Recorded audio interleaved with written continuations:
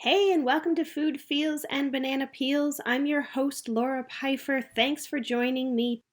This podcast is all about providing a different perspective on health and disease for you to consider. It's about inspiring you to take control of your own health, advocate for yourself, and be curious about how you can support yourself holistically and naturally so you can live each day happier and healthier than the last. Hey, welcome to Food Feels and Banana Peels. I'm Laura, your host, and today we are talking with Dr. Anmar Salman. I'm really excited to chat today with Anmar. He is a general practitioner, medical doctor here in the Ottawa area. He has a medical practice and takes a collaborative approach to health. I'm happy that he's agreed to chat with me today because he's going to provide us with his perspective as an MD on some of this health and disease stuff that we continue to navigate here on Food Feels and Banana Peels. Welcome, Dr. Salman. Thank you so much for joining me today. Thank you so much, Laura. It's a great pleasure to join you and reconnect. We haven't met in a while.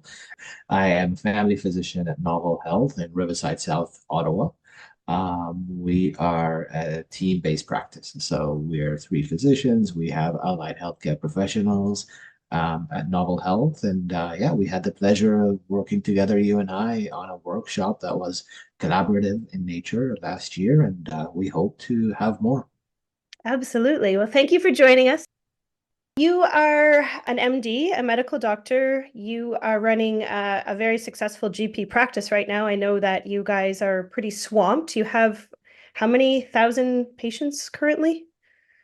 So our model of practice is we're called a family health organization, or some call it a family health team, where we basically see patients from newborns to end of life, and we provide continued care. So we do not provide urgent episodic care or walk-in. Our model is we roster patients and we see them for the continuum. So on average, each of us have about 16 to 1700 patients in their practice. So between the three of us, we have upwards of 5,500 at Novel Health. That's got to be a very heavy schedule to carry. Yes and no, Laura. I think, definitely the demands of the health system are a lot, as we know when we do hear about physician burnout. But I think it's really how we structure our day. We really pride ourselves on efficiency, delegation, using technology to help us as well. So the word busy, I tend to shy away from. This is my duty and this is my job. And if I'm going to complain I'm busy, because a lot of people will say, "Oh, are you busy?" Like, no, I'm doing my work. I can be as busy as I want. Busy as is a choice. But when I'm in the clinic, I'm in the clinic, and when I'm outside it, this is my time. So I can be as busy as I want. I think that speaks to perspective. It's all Mhm. about the perspective with just about anything in life. And you just took that busy perspective and shifted it towards this is what I do and this is how I help people, and a completely different perspective on two of what could be very similar things. Absolutely. So I'm wondering, Dr. Salman, how long have you been an MD? So I've been a doctor for over 15 years. I trained outside of Canada in Iraq, and this is my home country. I am Canadian. I'm proud Canadian now. I have been in practice in Canada for just over 10 years. I practiced in Saskatchewan first and then moved to Ontario. And then before that, I was a physician in Iraq. But coming to Canada, I had the opportunity to recertify and had the pleasure of working in our Prairie province, great province, and had great experience and friends made there, and then headed back to Ontario. I also did training in epidemiology and public health in the UK. that gave me a step up in terms of working at the policy level in Ontario. So it gave me a really good insight on the health system, management of the health system. So really seeing kind of more the other side, the ministry side, the policy making. And now I get to see it at the front line as well. Very well-rounded perspective of the entire allopathic meta system, which is great because that's exactly what we want to hear about today. Absolutely, yes. So this kind of brings me to my next question. I didn't actually say anything about you personally. I know that you're a dad, you have two wonderful boys. Yeah, I do, yes. You have a wife and you have hobbies as well. I want people to know that we're speaking with a real person too. Absolutely. Absolutely. So yeah, my hobbies are, I call myself a menswear enthusiast. So I shy away from the word stylist or influencer. For some reason, it does get a bad rep, but my passion led me to developing Off the Cuff Style, which is a blog available on social media outlets. In a way, when people ask me about what is it that you're trying to do, it's really a way for me to connect with other people. So through style, I've connected with great people. I have built a community in Ottawa and established roots as well. And so it really has given me the opportunity to build the connections through the networking events that I am going and also have that outlet. It's an artistic outlet, it's a hobby. It makes me feel alive when I am dressed well and be able to share that as well. I think a lot of the younger men definitely gravitate towards more comfort style. But if you are dressing for success and you want to be in the position that you are, I think having a personal statement, a message, because each one of us is a brand, and being able to leverage that is important. Love it. Yes, you are definitely one of the most well-dressed men that I encounter whenever I see you. So I will make sure to include your link as well for Off the Cuff that people can check out your blog. Thank you for Beautiful. sharing.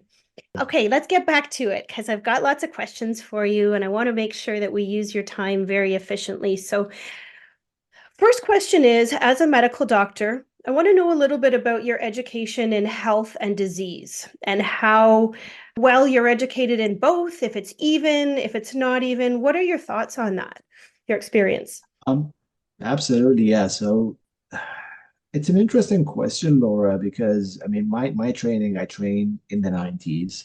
And so since then, there has been a shift in our perspective, and there's been a shift in the way we do things. So, looking at the guidelines and the approaches that we do as well, there is definitely a very heavy emphasis on disease. And so unfortunately, the majority of what we do is reactive. It is not proactive. So, we wait for that hip or knee to get really bad and damaged osteoarthritis until we decide to go for changing that joint. In addition to health education and like diabetes and chronic diseases. And unfortunately, a lot of people, like will wait until the disease has really progressed and developed into complications before we really start to address the root cause. We really need that mind shift in terms of being more proactive, investing in that health promotion. And it's interesting that I was having a conversation this morning with a colleague of mine in healthcare as well. And we're talking about compensation and payment. Unfortunately, what happens is, the health promotion activities are just not emphasized upon. And most of the counseling, the education is done when things have already progressed. What I would like to see is, the shift and change in terms of how we do things. And what I'd like to see as well is more investments into those health promotion activities.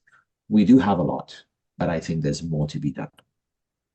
Absolutely. And at Novell, the interesting part that brought us together is the fact that you are actually interested in working with other practitioners who are more on the natural side, and Mhm. you're interested in, and I love this about you because you like learning and bringing these different perspectives, if you will, on health, because as admittedly you've said, you know a ton about disease, and health isn't as much of an emphasis for you, or wasn't when you were trained. Novell, you guys bring other practitioners on to help support your patients to provide them better opportunities to achieve health and maintain health. Hmm. I'm a firm believer in the collaborative team-based approach. Healthcare is a big pie, and we it's a big wheel, and really, as a physician, I'm a small spoke in that overall health of the individual. And so when we connect with other healthcare practitioners and providers, first of all, it's really for the benefit of the patient, because the nutritionists, the physiotherapists, the athletic therapists, the meditation and mindfulness person all could contribute to the overall health and wellness of that individual. I am not trained, and I don't have the skills or the knowledge or the time to really be able to administer all of those things. And so by creating a hub, that was kind of what we wanted at Novel Health, is to have that hub where people like you, that's how we met, and people others who are interested in the holistic approach to health could come in and say, hey, we want to do more. I think there's a lot to do. How do we work with each other? So we managed to partner with health practitioners. We managed to partner with educators, with industry as well, to bring those services in-house. We do not want to wait for the health system to hand us the solutions. We are frontline. We see the problems. We try to identify and address those problems. And that's what's so innovative about you and your team, and that separates you from perhaps some other practitioners out there, because you are willing to look at the big picture and you are willing to be proactive. And I know you enough on a personal level to know that you are that go-getter. You're the guy who creates the community, who connects the people, who brings the people to the people for the people. And that's what's so amazing about you and the way that you operate.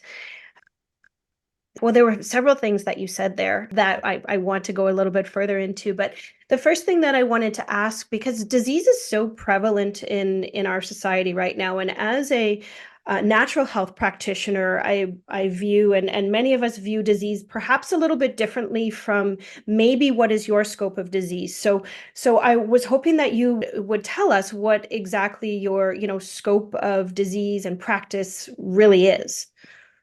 So again, as a family doctor, we see from newborns to end of life and everything in between. And so when you look at my schedule, sometimes it's we shift from one room to another, addressing a newborn, and then talking about end of life, and then going back to diabetes management, and then doing counseling on depression. And so, throughout the day, we are constantly shifting gears. That is it's a privilege, but also there's a big burden, because, even our mindset, we have to basically shift from one room to another.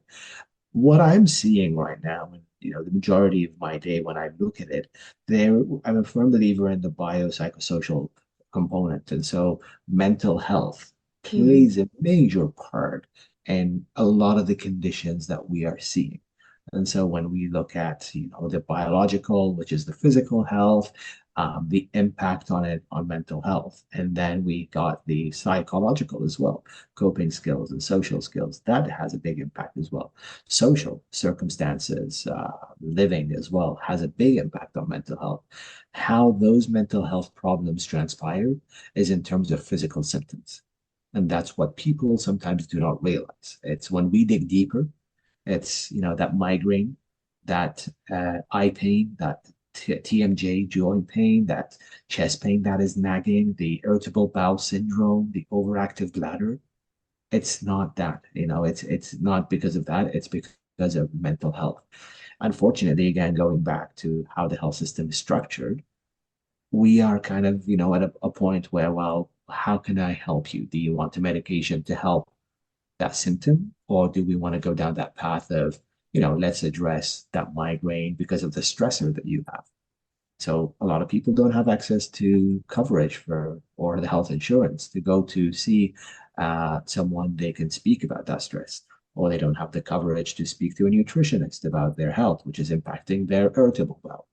And so we go in those circles where the only solution that we have, unfortunately, is a medication for it, as a pill.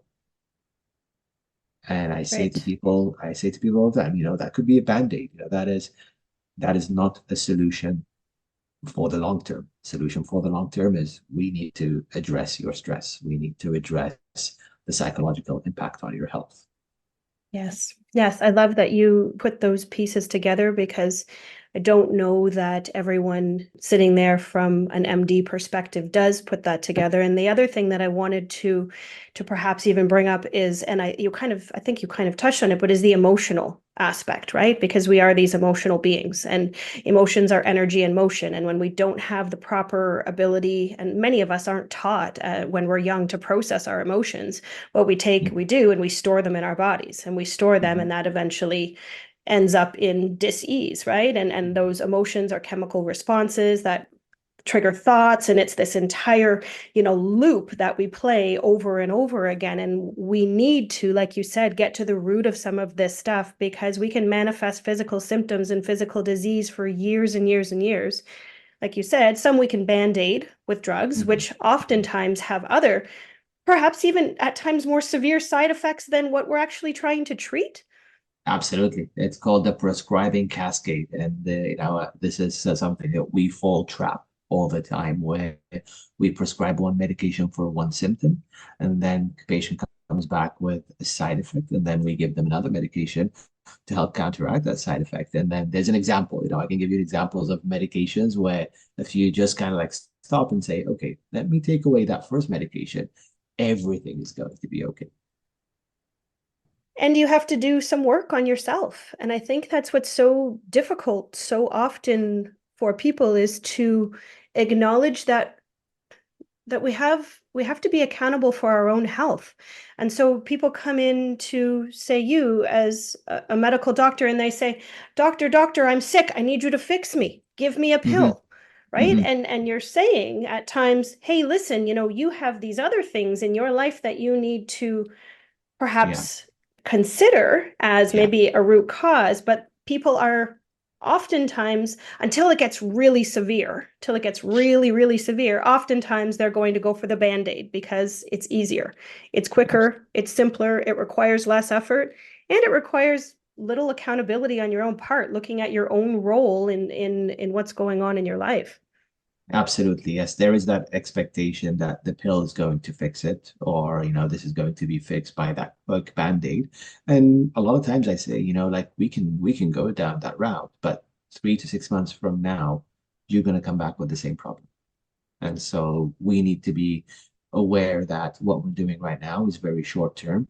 If you don't be accountable to your health, to whether your diet, your weight issues, you're going to come back with the same thing. And so if you're prepared to do that, then that's fine. And I'll use an example. My mom is 70 or 71 years old, and she complained from knee pain, and just I knew what was going on. It was degenerative changes, but also lack of activity. And so I really encourage her to start moving and do more physical activity and not rely on that. And so she got a membership at the gym. She met some young women there as well, and women of her age. And I see her at the gym 3 to 4 times a week right now. And she's like, I have no knee pain anymore. I'm walking, I'm doing those fitness. It's helping my mental health. She also has a community there as well. Because they meet there, they do their workouts, and they go for coffee or tea. And so really it is about the willpower. It's, you need to change that. And like, yes, I can give you all the pills in the world, but then that's not going to treat the root cause. Right. So that's amazing about your mom to Yes. begin with. Our moms don't always listen to us. So my mom started practicing yoga mm, maybe 10 years ago, after Nice. a lot of prompting on my part. I have bursitis, this is going on, this is going on, mom, come on, let's get on the mat. She's been doing it ever since, and very, very little of any of those issues that have manifested. But it requires each and every one of us to, as I mentioned, take accountability for our own health, and to really understand. And I know from my own perspective, and what really, really kind of shifted for me was when I had my health crisis, when Hmm. I was lying in a hospital bed and I couldn't move and I had, no physical capabilities, and all it was my mental state. I really made me realize, how nothing else matters but my health, because if I'm not healthy, I Hmm. can't possibly enjoy anything in life. Hmm. And we're Absolutely. seeing more and more disease in the population, and the age groups are changing as well. What is prevalent in and amongst kind of the younger age group now? So again, we're seeing a lot actually. For me, my focus again, going back to kind of off the cuff and the blog that I have is, I'm seeing a lot of men who are much younger than I am, who have just given up. And unfortunately, that is kind of a crisis that is happening all across because, men in their mid 30s who are, they've got the jobs, they've got families, they've got the stability of everything, but just let go of their health, their physical, their mental health. And that has a cascading effect because, and unfortunately, the pandemic didn't help. Working Hmm. from home, the hybrid work did not help at all. I truly believe we are social creatures. We Hmm. going out and connecting every day and making that effort. And so when you are working from home and you probably spend 2 to 3 days at home, not going out and rolling out of bed and doing your work on the computer for 8 to 10 hours, then you start to complain about shoulder and neck pain. And then you start to feel, oh, okay, I'm gaining a little bit of weight. That has an impact on my joints. And then it's a cascading effect. And that's unfortunately, I'm seeing a lot of it. It has an impact on your mental health because you're probably not going out, not getting fresh air. I say, like our bodies were not created to sit at a desk for 10 hours a day. This is an epidemic that I'm seeing where younger people are coming complaining with all kinds of joint pains. Like, yes, our bodies, we were meant to be farmers and hunters and working in factories, working for 10 hours a day. I know this is, the jobs that we have, but that is bad. And going back to kids as well and the children, Hmm. or the younger as well, it's, the common complaint is inattentiveness. And Hmm. so I have seen personally an increase in the number of people or visits who come in who want to be screened or diagnosed with ADHD. Hmm. Um, and this is something that, when we dig deeper, when we do the screening, I don't, a lot of some of them are true ADHD, and these are things that we can diagnose at an early age. But the majority we are just distracted. It's Absolutely. all the beeps and pings and notifications that are coming, doing it as we're talking, right? But I Yes. mean, I'm the same. I'm sitting here with you. I've got two screens open. I have my cell phone pinging, even though it's on silence, and then how do we expect our brain to function with all these tabs open? Like your desktop, if you've got a few tabs open, it's gonna be slow. And Absolutely. unfortunately, yes, a lot of people would come in and say, I'm distracted, I need the medication. I'm like, no, let's dig deeper. If Yes. you've got 10 tabs open, nothing's gonna be operating.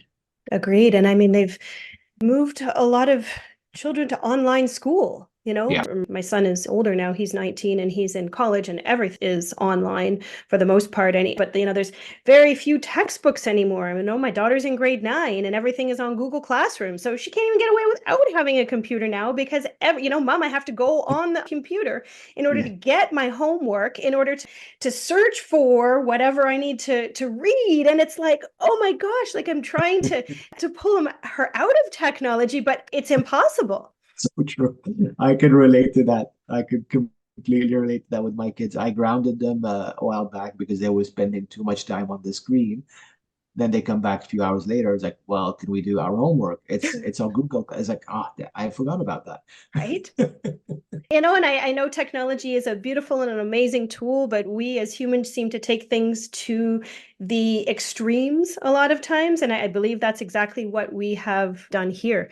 Now, the other thing that I wanted to chat about when you talked about ADHD, oftentimes there are these nutritional components to what Hmm. we are feeding our children and how it's affecting their bodies, their Hmm. endocrine system, their different energetic systems, all of these different things, Hmm. right? We're not feeding them enough, essential fatty acids, and then their concentration and their focus is affected because their brain isn't getting the proper food that it needs, right? We're filling them full of box things and Yeah. fillers and, Yeah. false foods that are actually disrupting their hormonal systems. And we are the most overfed, undernourished population in history.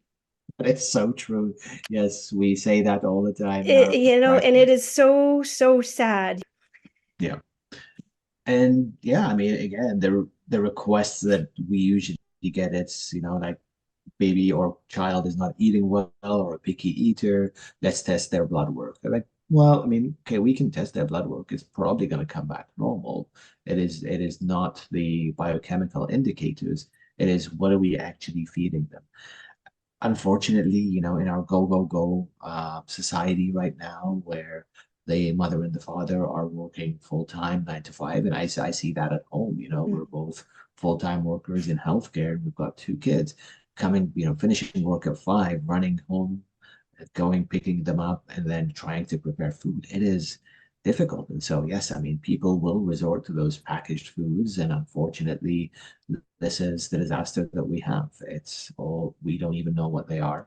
And we know this is a simple thing that we can feed ourselves. And we forget the components, we forget the mindfulness eating as well. That Mm-hmm. is something that I have learned from a fellow um, nutritionist as well. As when we're sitting there, are we mindful? Mm-hmm.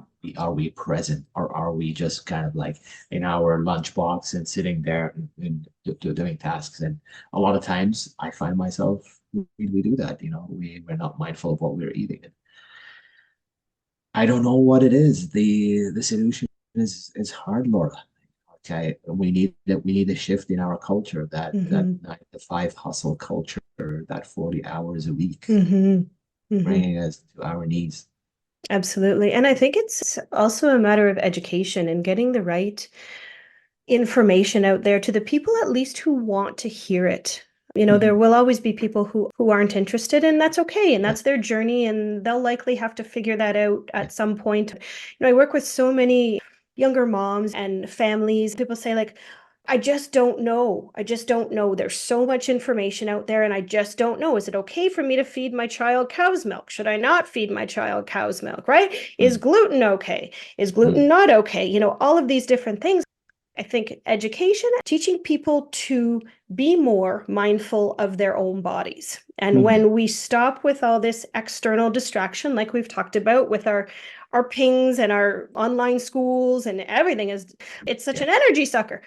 I believe when we help people begin to understand themselves, then they can then seek out information and use that information however serves them. Because if you know yourself and you understand that, putting a certain food in your mouth, well, that leads to this reaction within my body, then Mhm. maybe I will choose, not to eat it. If I perform a certain action and this is how my body feels or this is how my emotions are, then I'm not Mhm. going to do that. Mhm. But because of this external focus in society, it's Yeah. very, very challenging, especially with your and my generation and lower, really, because those kids were raised on technology. Yep. Yeah. How we get Absolutely. them off, I don't know. We're gonna have to think about that, Anmar. Yeah, How that is a challenge, but I think we learn from each other. And so, yes, you've got kids who are older than I am, so definitely I'll lean towards you to give me some guidance. Fair enough. So I wanted to ask you a little bit about natural health, alternative modalities. We are talking about like ADHD, mental health, diabetes. You're probably seeing lots of hormonal related issues as well, I would imagine. Yes, Um, absolutely. you have pharmaceuticals. And then are there other, and this maybe becomes a question of, is this allowable within your scope of practice to recommend other alternative forms for support? Hmm. So I think, before, kind of, I was thinking about that before the interview and thinking about, the term alternative versus complementary. And like, I, the world alternatives really gives it that kind of bad rep. It's, where, well, this isn't working. Let me go to this. And I'm again a believer that we complement each other. Health is not one size fits all. Hmm. Health is done by everyone, by starting with the patient and going to the nutritionist and the therapist in terms of physical activity, and then the doctor, and then everyone else. And so really, it is we complement each other. Where we shortfall in traditional medicine, or what we do, what we call it Western medicine, is we lack the education. We don't have the education or the evidence to help us recommend natural products. Further to that, I think there is that illusion people have that if I take a supplement, then like it's going to help. And I think going back to the comment is, if you're eating healthy and you're making the right choices, maybe you don't need those. So instead of getting that in a pill, and you spend that money on healthy food choices, then that will be more beneficial for you. Yes, there are conditions where we feel that we just do not have the answers to. And traditional medicine or Western medicine fails to have the answers. And that's where we say, okay, maybe a naturopath could help you with that. My only reservation at times, and I'm a big believer in kind of the evidence-based approach, is sometimes there's no evidence to what we do or what other providers do as well. And so I got to be very careful with when I recommend an approach. Is, I don't know, but I don't know if there's much evidence. There's a lot of things that we don't know in medicine, and the human body and the knowledge of our human body is rapidly evolving. So we might not have an answer for what you're having. Yeah, I like that complementary medicine. Absolutely. Mhm. And that is exactly the way that I hope that we can help people to understand health and disease from a different perspective, and to understand that Western medicine, I believe, was created more for acute situations. I've used it that way. It saved my life, as I've mentioned a Mhm. couple of Mhm. times, from acute sepsis and DIC and toxic shock syndrome and renal failure, like all of these things that I had. And had I not had Western medicine, there's no doubt in my mind that I wouldn't be here. Now, what's Mhm. brought me to health is that other side, that Yeah, complementary medicine, yeah. the support of my body through herbs, a lot of herbs, because herbs are grown by the earth and we are connected with the earth. So why not use those herbal supplements if we can? And which is where a naturopath and a holistic nutritionist come in to support health in those non-acute situations. Correct me if I'm wrong, but I believe that we're seeing a lot of chronic disease now. We are seeing more for sure. And again, going back to the epidemic of our lifetime, it's a sedentary lifestyle, weight and obesity. And so these are the two main things that are really impacting the prevalence of chronic disease in society. And so it's one leads to another, where you're sedentary, you start to gain weight, and then that changes your metabolism for diet, Mhm. for your blood sugar. Your cholesterol goes high, your blood pressure goes high, your blood sugar goes high, and then it's just kind of like trying to play catch up now. It's like, okay, how do we resolve that? Fortunately, I mean, I'm seeing a change in that as well, where I've seen many people over the last couple of years have really embraced the lifestyle, and my approach sometimes is tough love, where like I care about you, I think it's important, but I think you need to do the work. And I was astounded by a man that I saw last week. I saw him, I think, about 12 months ago. I was like, okay, you need to get your stuff in order, or we're gonna go down that pill. He came and I did not recognize him. He lost about 25 kilograms, which is about what, 50 pounds, over 50 Mhm. pounds, and just changed his lifestyle. And I said, hey, how did you do it?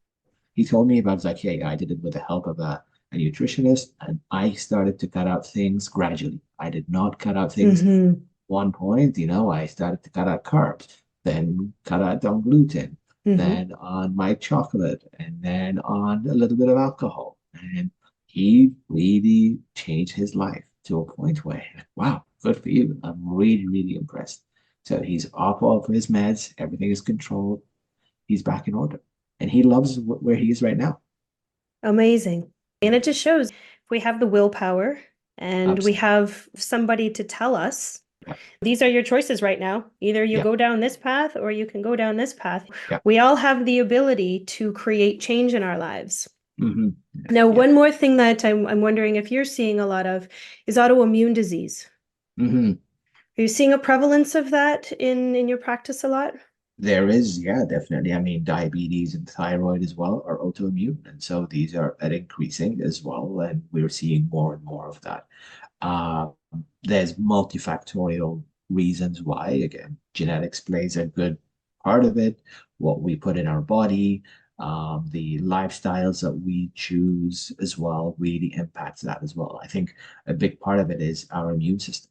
Our immune Mm. system, even when we see the natural diseases that we have, whether it's the virals or the viral infections and the colds and the flus, we see more of that. It's because our immune systems are depleted. A Hmm. big part of that is the stress level as well. Of And I course. say, the impact of mental health on your immune system when Hmm. you are stressed and under that constant stress or burnout. And then, you get a cascade as well of diseases and things just start to show up from nowhere. Yes. And people are puzzled. They're like, okay, where is this coming from? I Hmm. was okay before that. It's like, yes, Hmm. but you were okay because you did not have that constant stress under you and you're not. And again, I think back to the society, back to the health system that we have, back to the insurance system. And I'll give you an example. I had a young patient of mine experiencing burnout, but the insurance company that the patient had really inflicted more burnout and more stress on that poor patient because of the forms and the constant questionnaires and the constant you need to get back to work and the constant and form after form to a point where I had to say those forms that you are asking the patient to complete are preventing that patient from coming back to work or using that time off to really heal because we're here, there is burnout, that person needs to heal. But what you're doing right now, it is not helping. Those phone calls with the insurance companies that last maybe an hour or two, and the questionnaires are contributing to that. Hmm. And so at times I feel there's a disconnect by what we say and what we do. And there's an emphasis on mental health and wellness in the workplace, but then our policies and all the things that we have do not. It's like there's a mismatch. Like, yes, so is it just headlines? I don't know. Yeah, and I think we see that in different areas of our society right now, and it's becoming more and more apparent that on one hand, this is what's presented, but on the other hand, it's not X, it's actually Y.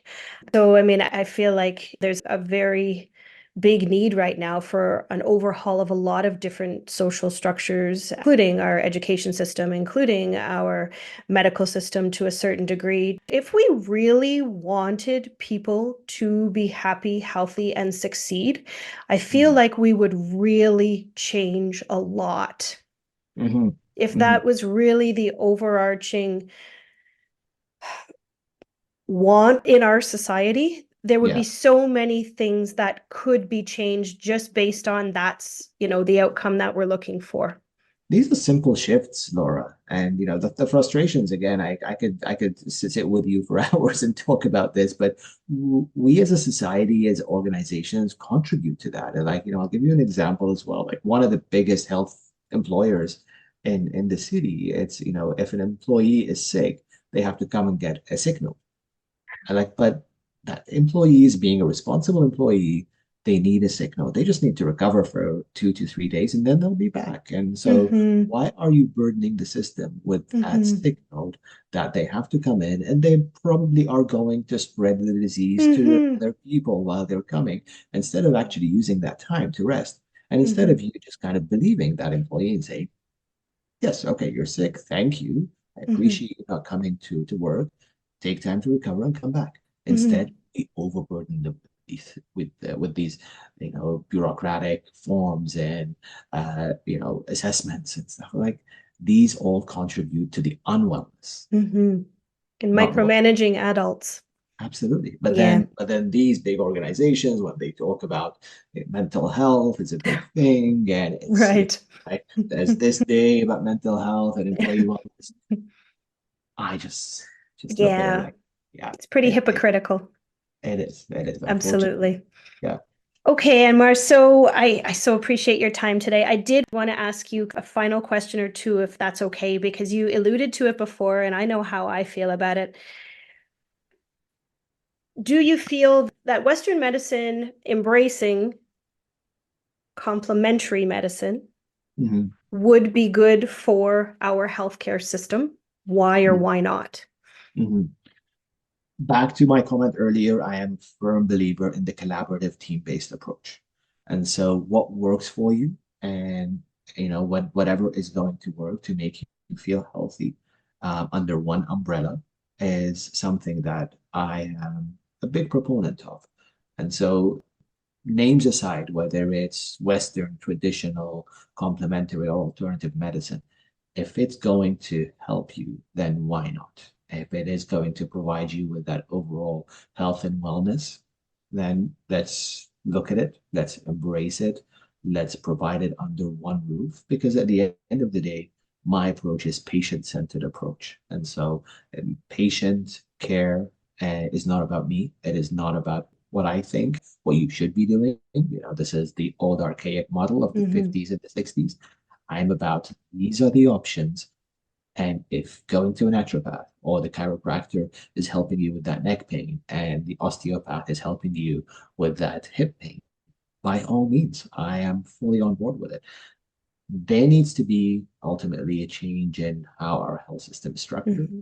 There needs to be also a change in how services are funded and Mm-hmm. what is covered and what is not. Unfortunately, that's where we fall short because we do provide a lot of basket of services, but the most of the services that we provide are for acute care and some of it to primary care, and the rest of it is basically you're on your own. If you have health insurance and benefits, sure. If you don't, then you are stuck. Mm-hmm. You know, the one thing that I wonder, and I feel like I know the answer, but why wouldn't we embrace all of these different modalities of health and give people the choice to choose how they would like to address what's going on with them? So for one person, it might be, I'm going to come to my MD. I know that I need a pill. This is my avenue. But the next person might say, no, you know what? I know my body's kind of sensitive. I'm going to see a naturopathic doctor, and my naturopathic doctor is going to recommend whatever herbs and supplements, things like that, that they can for my body. Why wouldn't we have the choice to treat our bodies the way that we feel that our bodies need? Because really, we are our own best guides. You know, when we tune into the intuition of our bodies will lead us in the right direction. And then that also gives us the opportunity to collaborate with healthcare professionals that can help us support health as well. Mm-hmm. So if we can invest in, let's say, in the healthcare system, investing in health as well Yeah. as disease, we might find that we can alleviate a lot of people of pain and other symptoms, and even potentially prevent disease from happening. And we're worried about all these healthcare dollars that we're spending and we're spending and we're spending, and we're focusing on, we'll let them get disease first and then Yeah. we'll take care of it, as opposed to, let's help them understand how to live healthier, and Mm-hmm. maybe we can prevent that disease from occurring in the first place. I couldn't agree more, and I think I'm an optimist, and I truly believe there are small pockets of hope, and there are change that is happening, whether changes from the health system or changes from within us as well, where we, for instance, at our clinic embrace the mentality of bringing more people in and and hoping that we could have a hub or an umbrella. So we are creating in a way our small health system where we can provide those under one umbrella, where we can have shared care as well. So I think change is happening. It is incremental, quite small, and impactful in certain areas. Um, but it will take time for that change to happen. And until we look at the overall the problem what we have that, it is addressing that problem is not in the mega structures and acute care services that we have, but it's the community services. And unfortunately, this is something that is not addressed when we go into kind of the discussions around healthcare, community care, and services in the community are not as important as others I see. And that is where we need to be focusing is majority of services could be treated in the community.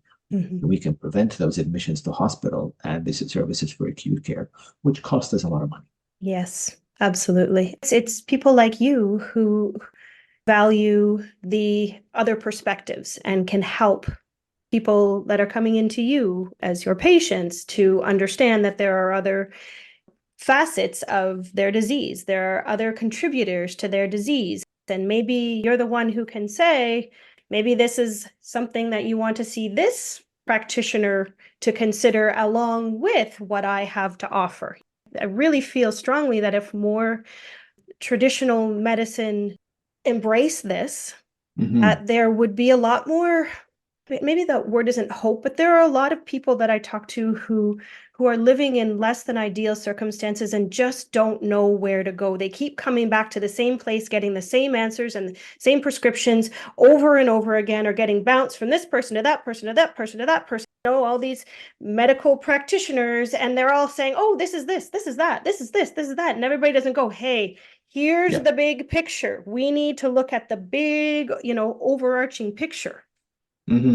Absolutely. And those changes, I believe that could happen at a micro level, definitely at a community level, at a level where a clinic where, we have access to number of people, the data that we have, the information we can truly, and that's where my mindset is. We have a wealth of information.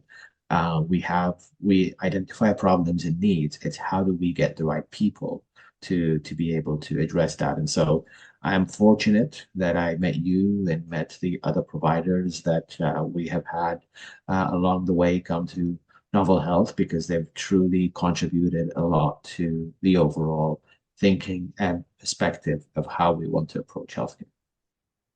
I love it. Well, it's always an honor to speak with you, Anmar. I appreciate you sharing your knowledge, your wisdom, your experience, and being really open and honest about the things that you know and the things that you don't.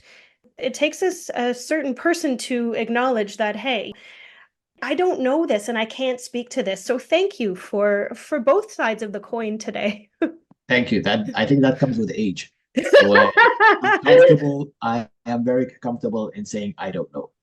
Whereas as a young graduate and a young doctor, you feel you got it all figured out. Now, I'm comfortable in saying I don't know. Maybe this person knows, and I'm happy that they know. By all means, I'm comfortable with what I don't know. That's fair. I think I've become more humble with age as well, for sure. Thank you again, Anmar, for your time today. So greatly appreciated. I can't wait for people to listen to this. I'm going to have you, as I mentioned, and I'm going to have the perspective of a naturopathic doctor, a friend of mine as well. And so I think it's going to be really, really interesting for people to be able to compare perspectives and pull from those what aligns with them and what doesn't, and just give them a better understanding of kind of the two umbrellas of healthcare and how they really differ, but how together they could be so effective for helping people. So I can't wait for everybody to listen in. Likewise, thank you so much for the opportunity. Oh, absolutely, my pleasure. I'm really, really grateful. Anmar, I can't wait to do this again. Let's do it. Okay, take care. You too. Thanks for joining me today for Food Feels and Banana Peels. I hope you enjoyed the show and will tune in next week for a new guest, a new opportunity to learn and grow. It's an honor always to be a part of your journey. You can rate this podcast on Apple and Spotify, which will help it to be available to more people. You can now check out Food Feels and Banana Peels on YouTube too. Together we can inspire people to make healthy changes and advocate for themselves in a different way. Knowledge is power, and I hope you'll share yours. Be well, and until next time, so much love.